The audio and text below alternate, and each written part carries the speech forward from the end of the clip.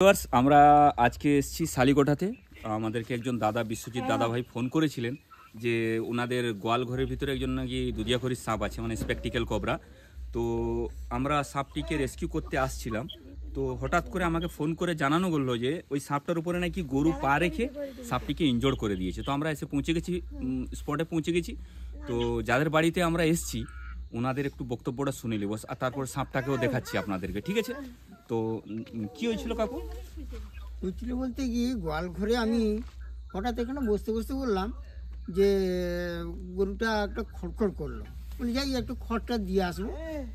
যখন গিয়ে দেখি মুখের কাছে পায়ের সামনে পা, মানে সামনে পায়ের মানে ডান পাটা এরকম ফেলে রেখেছে, তারপরে সাপটা এরকম মোচড় খাচ্ছে।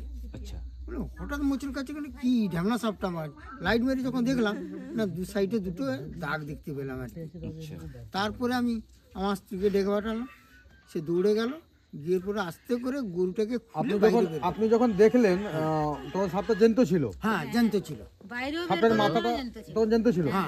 সাপের মাথাটা পায়ে মানে গরুর পায়ের নিচে, পায়ের নিচে। তখন চাইলে তাকে একটু টেনে বের করে বাঁচানো যেত? হ্যাঁ হ্যাঁ হতো। তো তখন আমি কি করলাম, গরুর দড়িটা খুলে বের করে দিলাম, গরুটাকে ছেড়ে দিলেন। হ্যাঁ, তারপরে একে বের করে নিয়ে এলাম আর কি। এখানটা এসে আমাদের এইখানকার ছেলেগুলো মুখে জল দিল, দিয়ে সেখানে তখন ছিল। তারপরে ফোন করা হলো আর কি। মানে আপনি কতক্ষণ দেখলেন যে সাপের সাথে গরুর যে লড়াইটা হচ্ছে, কতক্ষণ সেটা? লড়াই বলতে কি 5-10 মিনিট, হ্যাঁ এরকম হবে আর কি।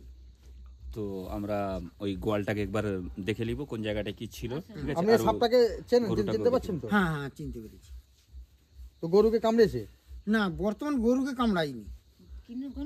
গরু কোনো পায়ের কোনো চিহ্ন টিহ্ন কিছু এমন পাচ্ছি না। মর্মান্তিক ঘটনা মানে বলতে গেলে আমাদের লাইফে এটা প্রথম দেখলাম যে একটা সাপ গরুর পায়ের নিচে মুচড়ে দিয়াকে যে মারা গেছে। সাপটা দেখে আমাদেরও খুব কষ্ট লাগছে, খারাপ লাগছে, যেহেতু আমরা সাপ এবং মানুষ দুটোকেই চাই বাঁচানোর আপ্রাণ চেষ্টা করি, কিন্তু আজ মানে কিছু করার নেই, সাপটা মারা গেছে। বাঁচাতে পারলাম, সত্যির কথা তাকে বাঁচাতে পারলাম না কোনো প্রকার। তো এখন গিয়ে বর্তমান গরুটাকে দেখছি আমরা, গরু যে কামড়েছে বা কিছু হয়েছে নাকি গরুটাকে গিয়ে দেখি, তারপর জানাচ্ছি আপনাদের। সাপটা দেখুন, দেখলে আপনাদের এ লাগবে।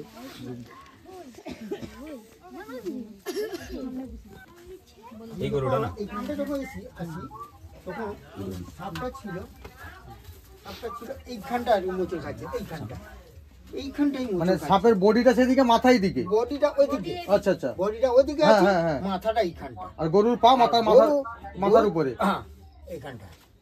তখন আমি বলি সাই এটা কি ব্যাপার, গরুটাকে এরকম এই গরুটা এইটা আমার উপর। তখন আমি যখন লাইটটা বেরিয়েছি তখন যে দেখতে পাচ্ছি আরো সেদিকে চলে গেল। ব্যাপারটা একেবারে এইখানটা। আমরা তো ঠিক বুঝতে পারছি না। আপনি যখন বের করলেন সাপ তখন বেঁচে ছিল? হ্যাঁ, তখন সে যখন গরুর দড়িটা খুলে আমি গরুটা বের করি, সাপটা সেদিক থেকে এসে এই দিক থেকে মানে পালিয়ে যাচ্ছিল আর কি। আচ্ছা, তখন আমি সেই লাঠিটা দিয়ে তাকে টেনে টেনে ওদিকে নিয়ে গেলাম। না বলছি যে গরু বের করতে আবার সাপ যদি কোনো ইয়ে করে, সকলে টেনে টেনে নিয়ে গেলাম সেখানটা গিয়ে মানে রেখেছি। তারপর ওদিকে আমাদের ওই ছেলেটা মুখে জল দিল, সামনের পায় না? হ্যাঁ, এই পা। অনেকক্ষণ জ্যান্ত ছিল। না গরু ঠিক আছে, গরুর কিছু হয়নি। এতক্ষণে গরুর যন্ত্রণায় ছিটকা ছিটকি চালু হয়ে যেত।